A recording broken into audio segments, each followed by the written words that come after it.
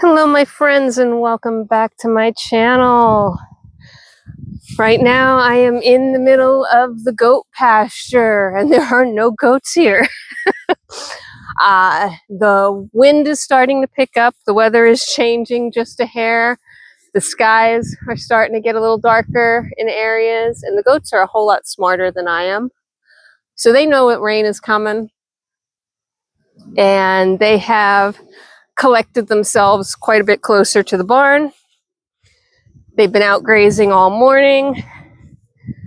You can actually see where they've been spending some time. I don't know, I'm gonna have to back up for you to see that, but where they've been spending time sort of laying down out here in the cooler weather. And ultimately, they've decided, probably, again, rightfully so, that they should head back toward the barn. It's still warm, it's still humid, it's, muggy to say the least, and there's definitive rain in the air. So all of the animals have learned that they should be closer to shelter. The donkeys are closer to the shelter, still enjoying their time out, but closer. Miles the pig is out, but he's not all the way down at the bottom. They kind of know, right? Which tells me I need to be quick about this video or I'm gonna get wet. So I was really hoping, since I had been all the way down at the back of the pasture, that we would see the goats come visit me, but nah, not so much. They waited till I got all the way up to the barn, and now maybe they'll get up and come visit me. They'll at least look at me and wonder what I'm doing and how I came at them from this direction. Their faces are hilarious. They don't really have true expressions like, a dog or a cat, but they have personalities, and you can absolutely see it, right? You can, just now, you can see it, and they're all like, wait, how did you get here? We didn't see you come in the barn. That's right, I snuck in from the back way. And they're all gonna stand and stare at me going, well, what are you doing, right? You can see the look on their face, a little confusion, the gears are turning. Always at the front as my greeting crew, though, is Wren.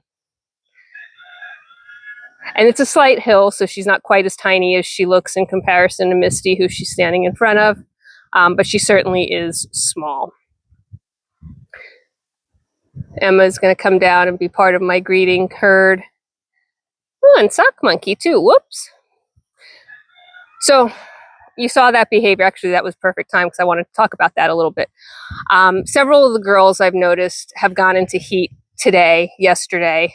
And when they do that, they're cycling, right? They're having their normal monthly cycle, which they do all year long. But as it gets closer to breeding season, which for them is early fall, their heat cycles get stronger. They get a little bit more cantankerous, right? Sock Monkey is in heat, and you can tell a couple reasons. One is what she's doing right now. Two is that tail wag. That's called flagging.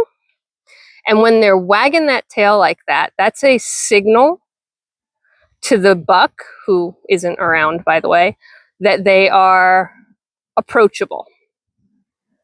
Now, typically a tail flag would be up higher in the air.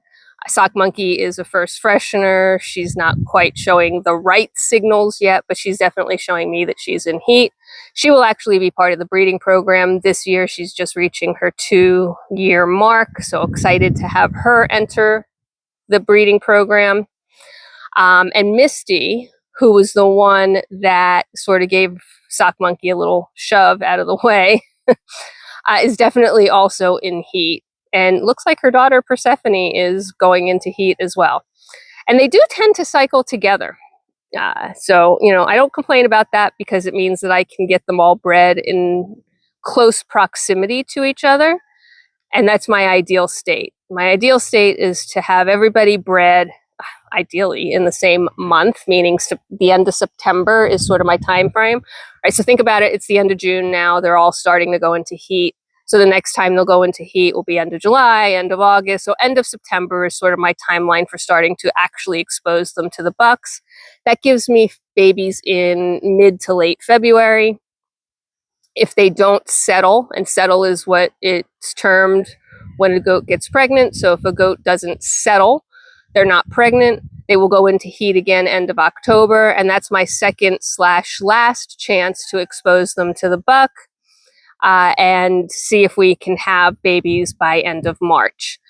Once we get past that point, I do not breed them again. If they didn't settle after those 2 exposures, they get the year off. To me, that's nature telling me that they're not prepared or ready, or something is up that they should have the year off, and they get the year off. The other reason I don't do it is because I don't want babies later in the year. So as we get into the April-May timeframe, New Jersey weather shifts from cold to warmer. It's not warm by any means, but it's warmer. And I find that babies do better when it's cold. There's no parasites, there's no bugs, there's no worms, there's nothing that really can get them sick. Certainly I have to put coats on them, so there's other challenges with the cold. We use heat lamps, but at the end of the day, I find it's better for the babies who are susceptible to so much to be born February, March, New Jersey weather. And then the other thing, and I think I've mentioned this once or twice before, is then those babies get to go home nice and early in the season, right? So if you're going to be a new goat owner, waiting until July or August to get your babies is no fun. You had your whole summer that you could have been with them. Being able to take your babies home, if my babies are born end of February, they're going home mid-May, right around Mother's Day. If they're born end of March, they're going home mid-June, which not ideal, but still okay, right? The kids are out of school. Getting a new animal is a really great time of year to do it. Waiting until, like, let's just say if they weren't born until end of April, now you're talking end of July. You're already into back to school, right? You're starting to think about the kids getting back to school. The weather might be changing. You might be going on your vacation or your last trip to the shore or whatever as August comes around. Not necessarily the ideal time to get babies. Certainly okay, but just not what I want to do with my breeding program. And so that's the reason for my timing. I work a little bit with nature and a lot with, my experience over the years as to what works for me and what works for my buyers. But yeah, I did catch them in heat. Ren is going into heat. You can see again, maybe you can't see, but the tail flagging, right, that constant tail flag is an indication that she's going into heat. The fact that they're kind of annoying each other a little bit is another reason. And I know Lotus is in heat because I saw her up at the fence line earlier today. And the older girls know where the boys are. They will walk the fence line to the edge of their pasture where they can see the boys, and they will start to yell. That's not really what's happening now because they're not in, quote, hard heat.